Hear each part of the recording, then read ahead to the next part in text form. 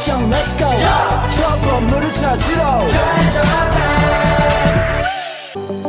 Pencemaran di Indonesia semakin beragam, mulai dari pencemaran sampah plastik, pencemaran air bersih, pencemaran tanah, dan polusi udara.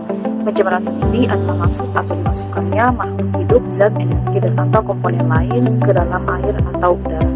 Pencemaran terhadap lingkungan dapat terjadi di mana saja dengan laju yang sangat cepat, dan beban pencemaran yang semakin berat akibat limbah industri dari berbagai bahan kimia termasuk logam berat. Seperti halnya proses industrialisasi dalam suatu negara, hanya fokus pada peningkatan jumlah produksi dan sisi ekonomi tanpa melihat dampak negatif dari proses tersebut, sehingga bahan buangan yang dikeluarkan oleh suatu industri umumnya menjadi amat lengkap dan berbahaya bagi lingkungan sekitarnya. Untuk mencegah terjadinya pencemaran terhadap lingkungan oleh berbagai aktivitas industri dan aktivitas manusia, maka diperlukan pengendalian terhadap pencemaran lingkungan dengan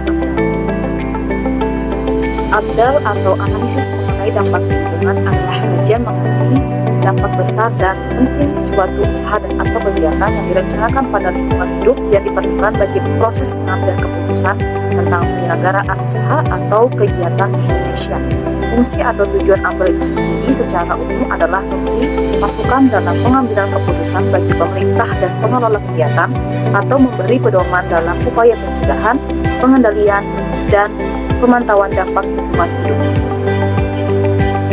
Untuk mempelajari lebih lanjut terkait pencemaran dan ABDAL bisa dipelajari di program studi manajemen sumber daya perairan, yang dimana kita bisa mempelajari pencemaran khususnya di perairan dan sekaligus ABDAL itu sendiri.